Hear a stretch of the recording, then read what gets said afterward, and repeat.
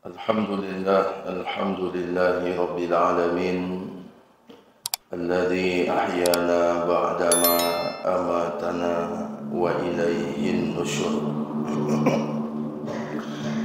الحمد لله الذي بنعمته تتم الصالحات. أشهد أن لا إله إلا الله وأشهد أن محمدا عبده ورسوله.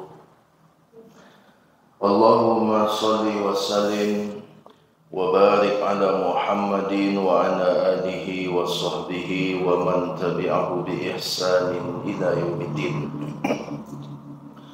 سبحانك لا علم لنا إلا ما علمتنا إنك أنت العليم الحكيم. اللهم أنت ربي لا إله إلا أنت خلقتني وأنا عبدك وأنا على عهدك ووعدك ما استطعت. أعوذ بك من شر ما صنعت أبوء لك بنعمتك علي وأبوء بذنبي فاغفر لي فإنه لا يغفر الذنوب إلا أنت. سبحان الله وبحمده عدد خلقه ورضا نفسه وزنة عرشه ومداد كلماته.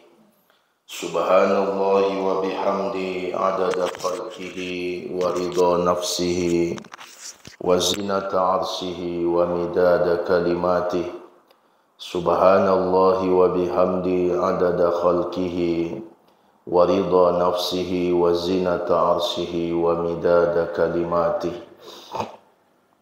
سبحان الله وبحمده سبحان الله العظيم.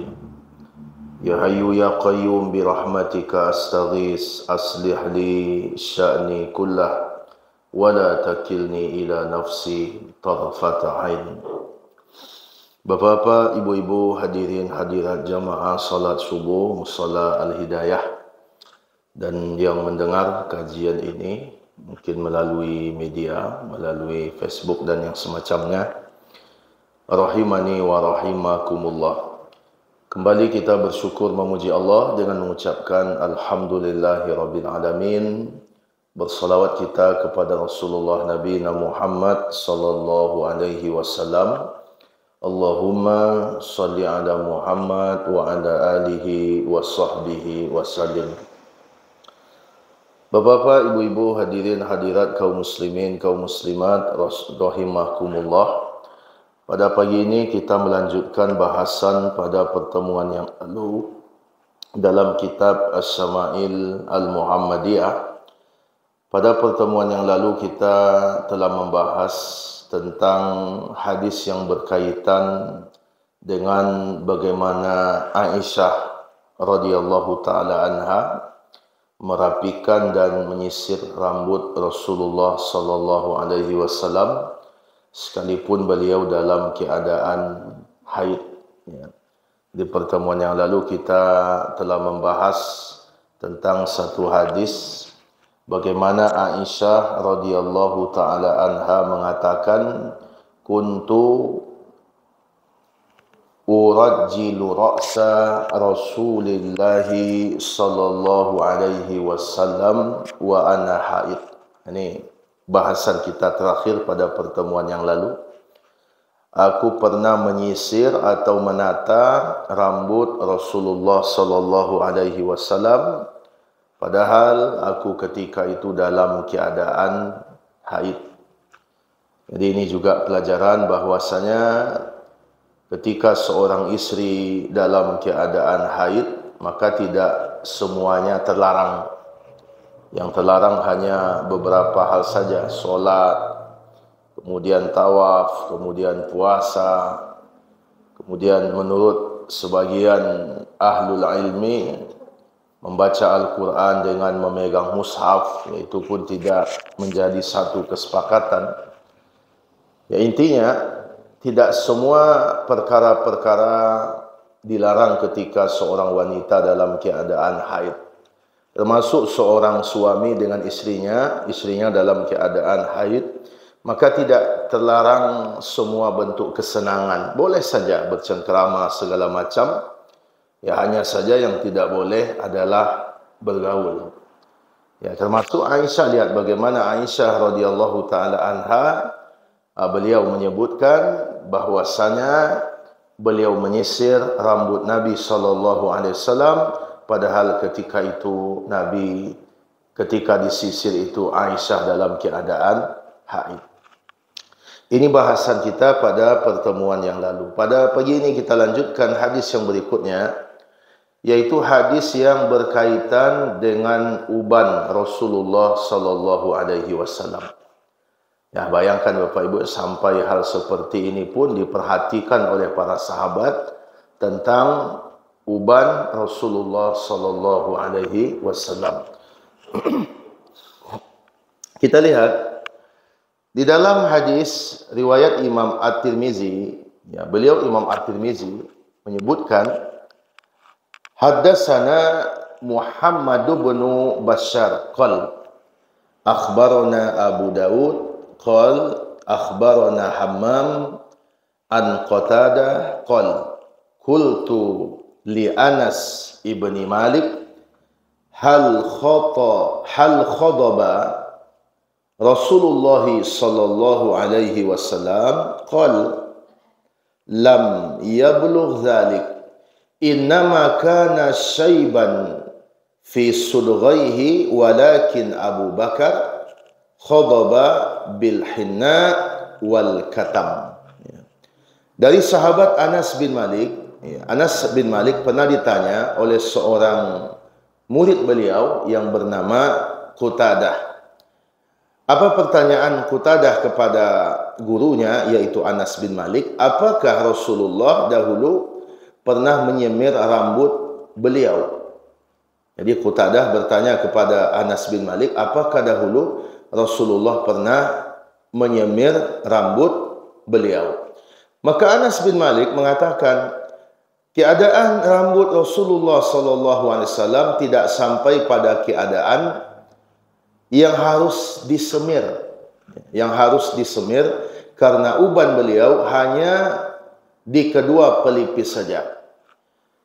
Ya, setelah sahabat Anas bin Malik radhiyallahu taala menyebutkan bahwa Rasulullah tidak menyemir rambutnya, kemudian beliau memberi kabar, beliau mengatakan, akan tetapi Abu Bakar radhiyallahu taala menyemir rambutnya dengan hinna dan katam.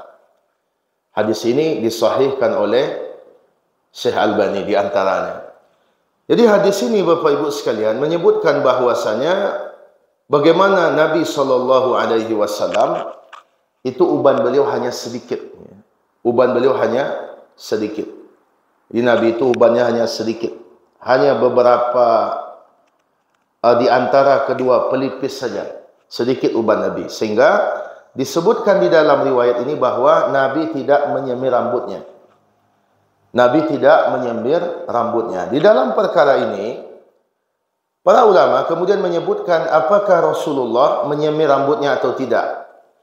Di dalam hadis ini disebutkan oleh sahabat Anas bin Malik bahwa Rasulullah tidak menyemir rambutnya dikarenakan uban beliau hanya sedikit, sehingga tidak perlu disemir.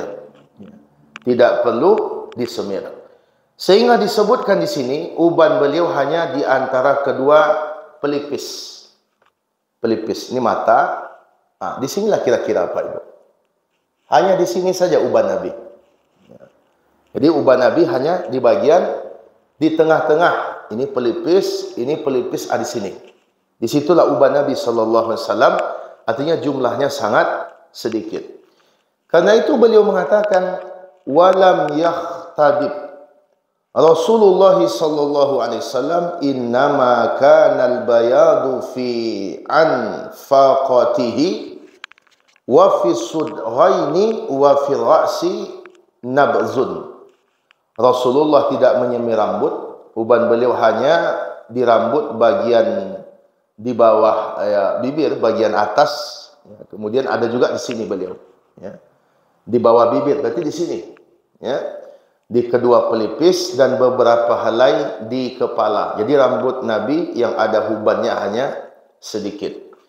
Akan tetapi disebutkan juga di dalam hadis ini bahwasanya sahabat Abu Bakar As-Siddiq radhiyallahu ta'ala sahabat Abu Bakar, ya sahabat Abu Bakar, walakin Abu Bakrin khadaba bil hinna wal katam. Ya, sesudah sahabat Anas bin Malik menceritakan bahwasanya Nabi tidak menyemir rambutnya, maka beliau melanjutkan, akan tetapi Abu Bakar menyemir rambutnya dengan hinna dan katam. Apa itu hinna? Hinna itu adalah sejenis tumbuhan yang membuat rambut itu menjadi merah. Jadi sejenis tumbuhan yang apabila bagian getahnya itu bagian warnanya itu diberikan kepada rambut, maka rambut itu akan berubah warnanya. Demikian juga dengan khatam, sejenis tumbuhan yang juga memberikan efek seperti itu, ya, memberikan efek seperti itu. Artinya menyemir rambut itu tidak terlarang, ya, tidak terlarang. Rasulullah tidak melakukannya karena itu ada ilatnya. Kenapa Nabi SAW tidak melakukannya? Karena memang rambut beliau yang ada ubannya sangat sedikit. Ya, berbeda dengan kita Bapak Ibu, ya, berbeda dengan awak yang uban awak sangat banyak. Ya, adapun Abu Bakar menyemir rambut beliau disebutkan dengan hina dan katam. Dengan catatan memberikan pewarna pada rambut itu, yang pertama adalah dengan warna yang selain warna hitam. Ya, warna yang selain warna hitam. Jadi jangan warna hitam. Ya, warna hitam itu adalah warna yang asli pada rambut. Warna asli rambut kita itu hitam, itu warna aslinya. Itu aslinya. Sekalipun mungkin ada orang-orang tertentu warna rambutnya merah atau semacamnya.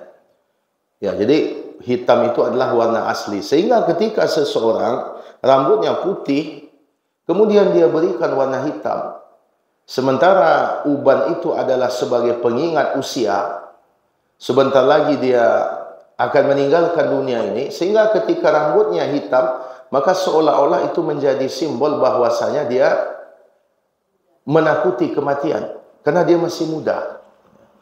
Ya, dia menakuti kematian. Karena itu boleh dengan catatan tidak dengan warna hitam. Kemudian yang kedua, tidak dengan warna yang bisa menghalangi air wudhu. Artinya yang mengeraskan rambut. Ya, mengeraskan rambut sehingga rambut itu menjadi kaku dia. Menjadi kaku. Jadi kalau akan memberikan, maka silahkan dengan pewarna-pewarna yang sifatnya alami, ya, pewarna-pewarna yang sifatnya alami, sebagaimana yang dilakukan oleh diantaranya sahabat Abu Bakar As-Siddiq radhiyallahu taala. Jadi ketika Nabi tidak melakukan, maka bukan berarti ini perkaranya tidak boleh, tidak, karena ilatnya jelas di sini. Ilatnya adalah karena Nabi uban beliau hanya sedikit. Artinya uban beliau itu cuma sedikit, lebih banyak ubannya Abu Bakar, bayangkan. Padahal Abu Bakar dengan Nabi lebih tua siapa Pak Ibu? Siapa yang lebih tua? Abu Bakar atau Nabi? Nabi lebih tua dibandingkan Abu Bakar. Nabi lebih tua sekitar 3 tahun dibandingkan Abu Bakar. Dan Abu Bakar nanti wafat di usia seperti Rasulullah wafat, 63 tahun. Ya, jadi jangan mentang-mentang karena Abu Bakar mertua Nabi, berarti Abu Bakar lebih tua. Tidak begitu punya. Abu Bakar lebih muda dibandingkan Nabi SAW, tapi Abu Bakar ubannya lebih banyak dibandingkan Nabi. Ubannya lebih banyak dibandingkan Nabi. Jadi terkadang memang uban ini tidak masalah berapa umur aja, Bu.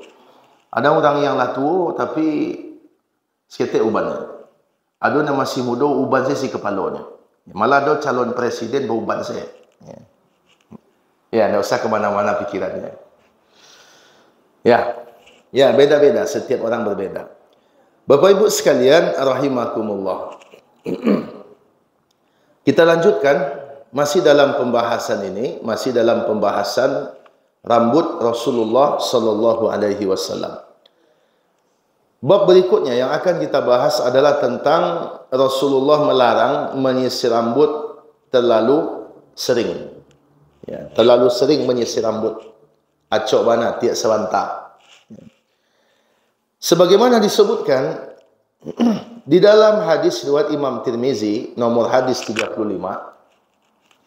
haddatsana Muhammad bin Bashar qala haddatsana Yahya ibnu Sa'id an Hisham ibni Hasan anil Hasan an Abdullah ibni Mughaffal qala naha Rasulullah sallallahu alaihi wasallam anit tarajjul illa ghibban.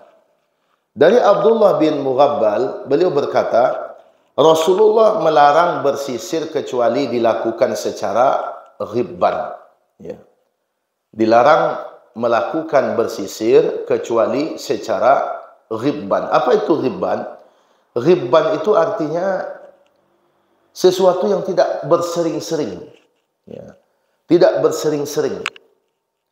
Sebagaimana di syair Arab disebutkan, zur ghibban tazdad hubban. Ini mungkin sering kita dengar nih. Zur ghibban tazdad hubban. Berkunjunglah jarang-jarang, berkunjunglah jangan sering-sering, maka niscaya akan muncul rasa cinta. Ini ternyata Bapak Ibu, terlalu sering berkunjung itu pun tidak bagus. Ya. Terlalu sering berkunjung itu tidak bagus. Zur ghibban tazdad hubban. Itu pepatah Arabnya. Berkunjunglah jarang-jarang, maka niscaya akan muncul rasa cinta. Coba ibu-ibu, bapak, ada kawan awak yang tiba ke rumah awak, pagi patangnya tiba teribu. Kadangnya tiba awak sedang terbedo dulu tu. Awak sedang memasaknya tiba tu. Apoleh awak sedang makannya tiba tu. Hati-hari model tu. Bagi tu kira bu. Bosan lo macam dia tu. Muak lo awak dia tu. Awak sedang kerajo. Sedang terbedo. Sedang kalang kabuiknya tiba. Nah, bagaimana supaya muncul rasa cinta? Ghibban.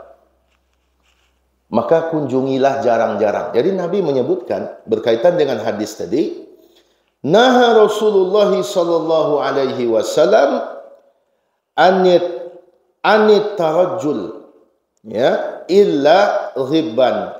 Adalah Nabi melarang menyisir rambut kecuali dilakukan secara ghibban. Artinya jangan terlalu sering. Jangan terlalu sering. Kenapa? Karena ketika seseorang terlalu sering menyisir rambutnya, acok bana, itu menunjukkan bagaimana dia sangat perhatian dengan sesuatu yang sebenarnya tidak terlalu penting. Bukan tidak penting ya, tidak terlalu penting.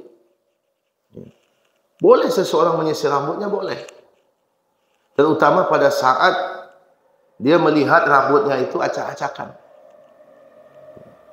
Atau di saat dia akan bertemu dengan seseorang yang dia perlu menghargai orang itu dengan penampilannya. Maka tentu maksudnya laki-laki ya. Akan tetapi ketika seseorang menyisir rambutnya terlalu sering, tiuk sebantar, bersikit tarui. Tiuk sebantar. Ya, terus dia lakukan seperti itu. Apalagi laki-laki. Terlalu sering bergaya bagi laki-laki itu tidak bagus. Sebab laki-laki itu bukan karena penampilannya sebenarnya, tapi karena akhlaknya, kebaikannya. Jadi ketika seorang laki-laki terlalu sering bergaya, termasuk diantaranya menyisir, itu dikhawatirkan nanti dia lompat ke sebelah tu. Tidak laki-laki ya dia. Polusi ya dia. Karena yang hobi bergaya itu bukan laki-laki. Makanya laki-laki itu kalau pergi ke mana-mana, itu persiapannya sebentar, Bu. Sebentar. Beda dengan ibu-ibu. Laki-laki itu kalau kapai kamar-kamar, seperampik jam selesainya berkamih tu, Bu. Malah tak perlu seperampik jam tu. 5 minit, 7 minit selesainya berkamih tu. Kalau ibu, lama biar ibu. Di kamar mandinya lah, itunya lah, segala macam. Itu makanya Rasulullah melarang. Ya, karena memang itu tidak menjadi prioritas.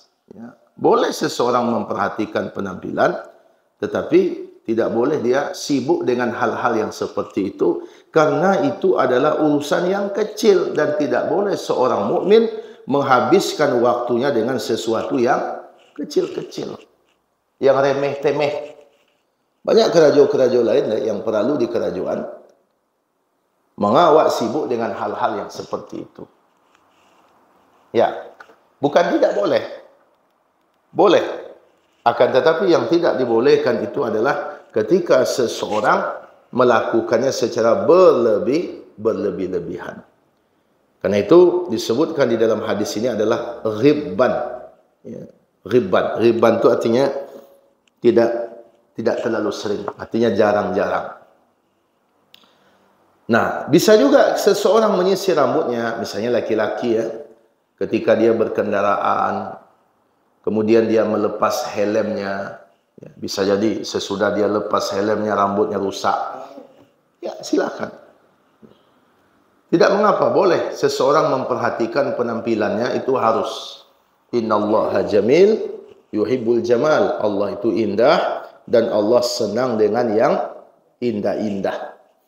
Nah, cuma yang menjadi perhatian kita pada bab ini adalah ketika seseorang terlalu sering, artinya dia sibuk dengan hal-hal yang seperti itu.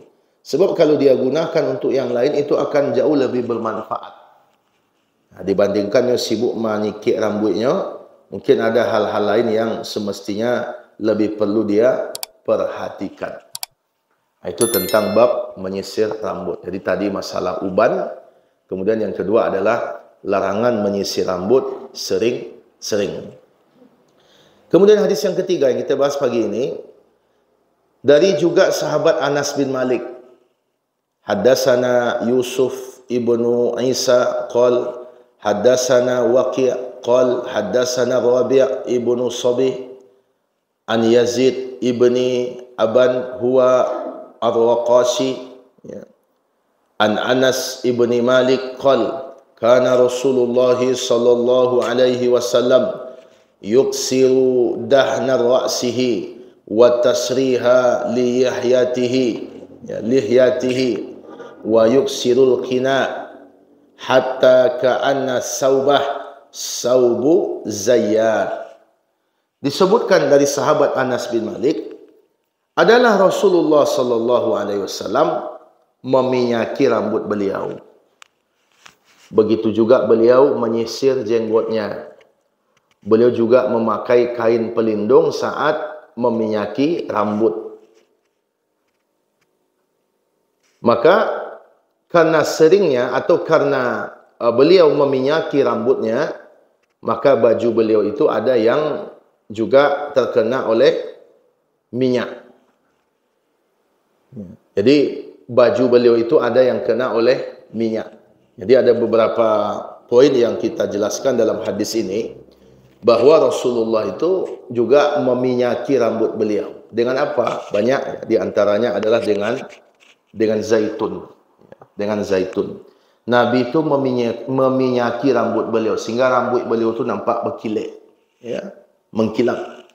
Kemudian juga beliau juga menyisir jenggot beliau, ya, disisirnya, disisir oleh Nabi. Kemudian beliau juga memakai kain pelindung saat meminyaki, ya, memakai kain saat meminyaki supaya supaya tidak tumpah. Ada kain yang beliau letakkan supaya tidak meluber kemana-mana. Dan kemudian karena beliau meminyaki rambutnya, maka di antara kain beliau, baju beliau, ya, baju itu ada yang juga kena oleh minyak. Maka di dalam hadis ini ada beberapa pelajaran, ya, ada beberapa pelajaran bagi kita bahwasanya boleh Tapi dengan catatan ni kaitan dengan yang tadi ya. Boleh seseorang memperhatikan penampilannya selama tidak berlebih-lebihan. Ya, sebagaimana Nabi juga meminyaki rambut beliau. Ya. Sebagaimana Nabi juga meminyaki rambut beliau. Dan di zaman itu juga sudah ada minyak zaitun di antaranya. Dan kemudian beliau juga menyisir jenggotnya. Menyisir, bukan memotong ya, menyisir rambut jenggotnya. Dan kemudian beliau juga ketika beliau memakai minyak itu beliau tutup dengan kain supaya tidak melubar kemana-mana. Nah, ini juga pelajaran bahwasanya boleh seorang muslim, apakah itu laki-laki ataupun perempuan, dia memperhatikan penampilannya selama tidak berlebih-lebihan. Dan khusus bagi perempuan, bahwa penampilannya yang indah itu hanya kepada suaminya. Jangan sampai dia kepada yang lain dia indah, tapi kepada suaminya dia tidak indah. Itu masalah yang paling banyak pada produksi kini. Hanya kalau kapai ke mahkamah tu bagaya bu. Tapi kalau di rumah, basi lemak peak situ, pakai baju dinasnya. Dinas ko kadang-kadang lah cabiak bu. Bagian punggungnya cabiak, kitiaknya cabiak, hanya pakai je lah. Tapi kalau pergi keluar, itu rancak-rancak. Agah-agah. Ya ada juga salah apa-apa di situ. Salah apa-apa tu ketika isterinya bergaya, hanya tanya lo, kapai kamar kecilnya. Padahal bini nak kapai kamar ada memang model tu untuk inyo. Tapi nyo tanya lo kapai kamar sehingga memunculkan kesan bahwasanya memang berpenampilan indah itu kalau akan pergi ke tempat lain. Jadi ada juga salah laki-laki dalam perkara ini. Jadi boleh seseorang memperhatikan penampilannya selama tidak berlebih-lebihan. Kemudian juga ini hadis berkaitan juga bagaimana Nabi SAW diceritakan juga oleh Aisyah. Ini Aisyah yang menyebutkan, isteri beliau. An Aisyah taqalat, dari Aisyah beliau mengatakan, in kana Rasulullah sallallahu alaihi wasallam la yuhibbut tayammun ya fi tuhurihi idza tatahhar wa fi tarajjulihi idza tarajjal wa fin ti'alihi idzan ta'al. Disebutkan Rasulullah sallallahu alaihi wasallam sangat suka mendahulukan bagian kanan. Liyuhibbut tayammun. Rasulullah itu sangat suka mendahulukan bagian kanan. Bagian kanan. Dalam hal apa? Fi tuhurihi idza tatahhar. Dalam urusan bersuci. Nabi itu kalau bersuci, berwuduk maksudnya, termasuk mandi, maka beliau lebih suka mendahulukan bagian yang kanan. Kalau anggota tubuh itu memang adanya kanan kiri, tapi kalau satu saja, bagaimana akan di kanan kirikan? Jadi kalau anggota tubuh itu ada kanan dan kirinya, maka beliau lebih suka mendahulukan bagian yang kanan. Saat apa? Saat bersuci. Kemudian yang kedua, saat menyisir. Jadi kalau menyikir rambut, kanan dulu, baru kiri. Termasuk juga potong rambut. Potong rambut. Kalau ini kita lakukan dalam rangka melakukan sunnah Nabi, ini pahala Pak Ibu. Ya, saya setiap tahallul saya selalu sampaikan tu. Setiap tahallul ke tukang pangkih tu, ya, saya sampaikan. Bilyamin, mulai dari kanan. Dari kanan, habis itu baru ke kiri. Sesudah itu sembaranglah siap tu. Intinya dimulai dari kanan. Kemudian berikutnya, atau merawat rambut. Atau di saat merawat rambut, maksudnya meminyakinya. Dia pergi minyak. Kanan, kiri, atau salah segala. Apa tujuannya Pak Ibu? Tujuannya adalah dalam rangka memuliakan anggota tubuh bagian kanan. dalam rangka memuliakan. Termasuk juga memakai sendal. Pakai sendal. Itu juga didahulukan bagian kanan. Awak tadi pakai terompa kanan atau kiri? Tak kanan ada, Bu? Kanan. Kalau melepasnya mana? Melepasnya kiri. Jadi kalau memakainya kanan, melepasnya kiri. Ya, sampai sedetail ini? Ya, sampai sedetail ini, bayangkan. Ya. Sampai seperti ini. Jadi Rasulullah itu menyenangi bagian yang kanan didahulukan, baik wudu, mandi, tayamum. Ya, begitu juga berwudu, kanan dulu baru kiri. Ya. Termasuk juga mendahulukan bagian kanan saat menyisir rambut. Dan banyak hal-hal yang lain, Bu, ya. Seperti memberi, menerima, memakai pakaian, memakai celana dan yang semacamnya. Maka itu diawali dari bagian kanan. Adapun kebalikannya baru bagian kiri. Masuk masjid kaki kanan. Ya. Keluar masjid kaki kiri. Sesuatu yang masuknya kiri, keluarnya kanan. Masuk kamar mandi kiri, keluarnya kanan. Rata-rata mengawali itu dengan kanan, masuk itu dengan kanan. Hanya kamar mandi yang masuknya dengan kiri. Karena kamar mandi itu tempat yang kita tidak dianjurkan berlama-lama di situ. Karena tempat itu tempat yang buruk. Tempat buang kotoran. Tempat yang di situ banyak syaitan. Makanya ada doa khusus kan. Allahumma inni a'udzubika minal khubsi wal khaba'is. Karena itu kamar mandi itu jangan berlama-lama di situ. Kadang kamar mandi itu dibuat nyaman sekali, Bu. Ya, ada TV bagi di dalam. Ya, ada orang-orang tertentu kamar mandinya pakai TV. Ya. Pakai TV kamar mandinya. Ada tempat berendam-rendamnya. Akhirnya sampai berjam-jam di situ. Ya, sampai berjam-jam. Padahal sedapat mungkin seseorang di situ itu tidak dalam waktu yang lama. Karena tempat itu adalah tempat yang digemari oleh setan. Di suatu tempat yang tidak disuruh lama, dia berlama-lama. Di suatu tempat yang disuruh lama, dia cepat pulangnya. Masjid. Itu disuruh lama-lama tu. Hanya tak aja pulang tu. Tak aja hanya pulang. Tapi di suatu tempat yang disuruh capek, hanya berlama-lama di situ. Jadi kadang-kadang uang ini bisa menjadikan kita melanggar aturan agama. Itu kan orang bisa berlama-lama di kamar mandi, dia kena kamar mandinya rancak. Fasilitasnya cukup. Itu hanya lama-lama dalam tu. Berbeda dengan orang yang kamar mandinya sederhana.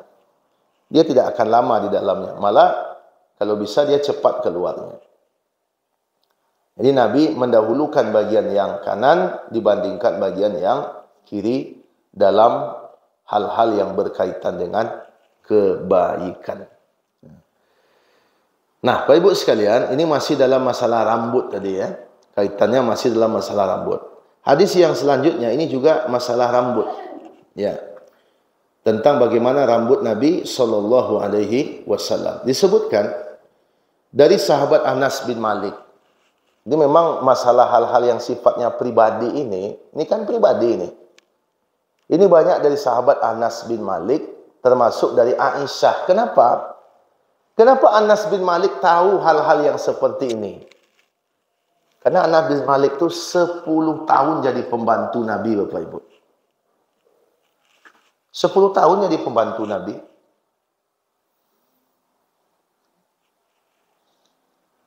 Kalau 10 tahun jadi pembantu Nabi, berarti 10 tahun bergaul dengan Nabi. Kalau bergaul dengan Nabi dalam waktu yang selama itu, sehingga tahu tentang bagaimana kebiasaan Nabi, bagaimana hal-hal yang pribadi dari Nabi, masuk akal atau tidak? Masuk akal. Karena beliau memang sehari-hari bergaul bersama Nabi. Dan disebutkan, an Anasin qal ma'adadtu fi ra'si Rasulillah sallallahu alaihi wasallam wa lihyatihi illa arba'a ashrah sya'ratan bayda. Aku menghitung uban Rasulullah yang berada di kepala dan jenggot beliau. Bayangkan sampai begitu, Bu. Aku menghitung uban Nabi yang ada di kepala di sini tadi dan di jenggot beliau. Berapa kata Anas bin Malik? Sahabat Anas bin Malik mengatakan illa arba'a asyrata sya'ratan bayda. Uban Nabi itu kira-kira tidak lebih dari 14 helai saja berwarna putih. Tidak lebih dari 4 balai helai. Itu pun sudah digabung antara yang di kepala dan yang di jenggot. 4 balai helai. Siapa yang mengatakan begitu? Sahabat Anas bin Malik radhiyallahu ta'ala anhu. Sahabat Anas bin Malik.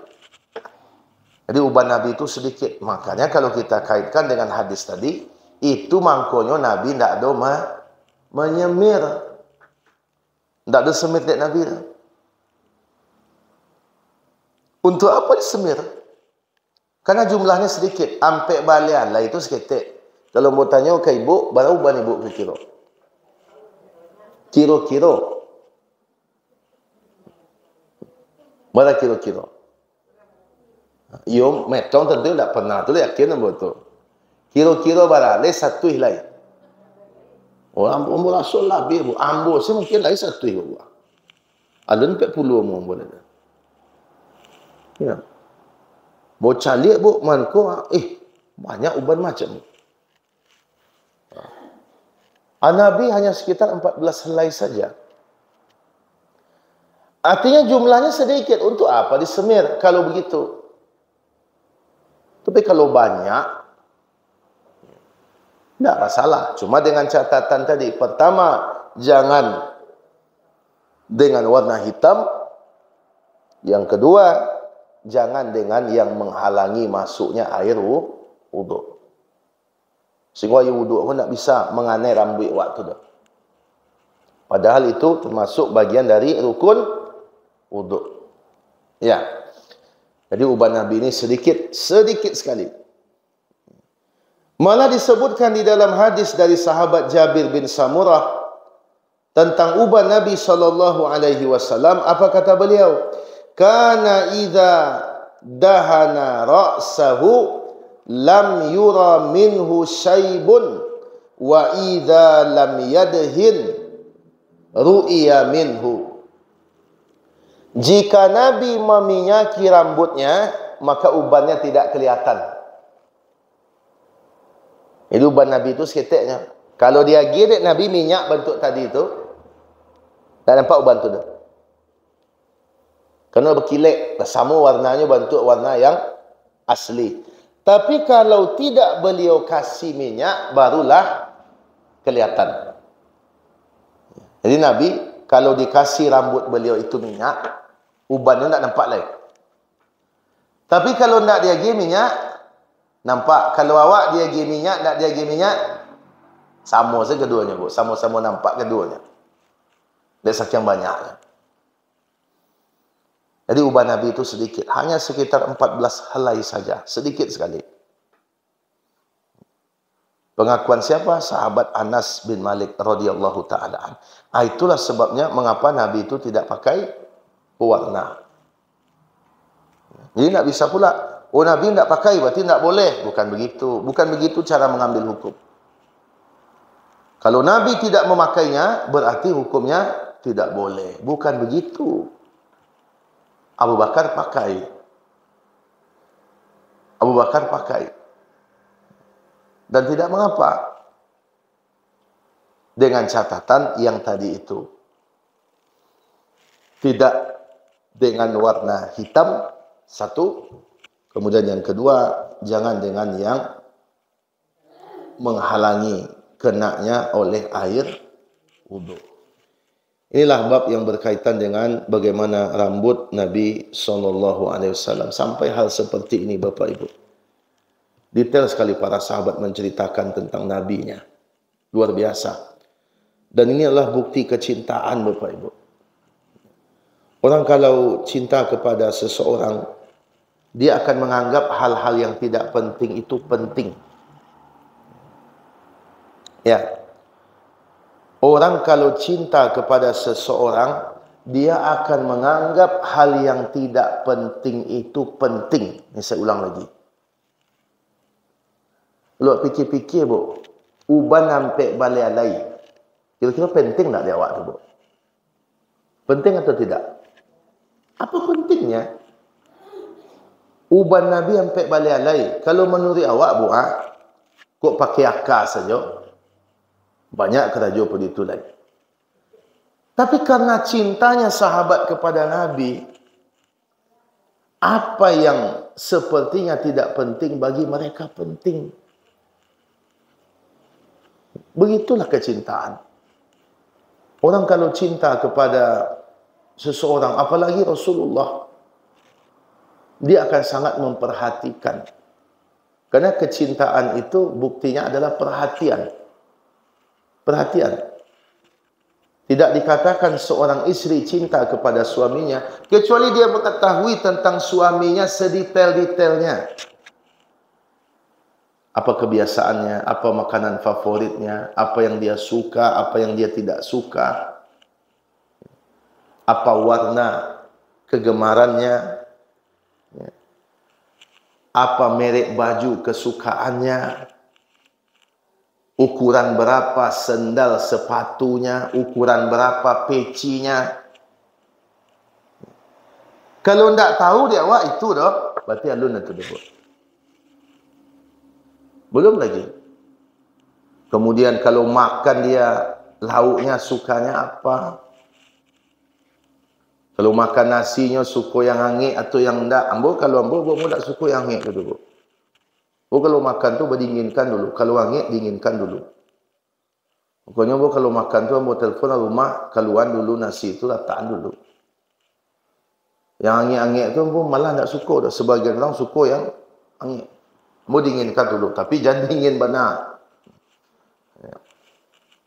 Ya, jadi orang kalau cinta, dia akan sangat memperhatikan. Begitulah sahabat Anas bin Malik. Sampai ampe balai uban Nabi, tahu lo nya tu. Nah sekarang Bapak Ibu sekalian, maka semua ini hendaklah menimbulkan kecintaan kita kepada Nabi SAW. Al-mar'u ma'aman ahab.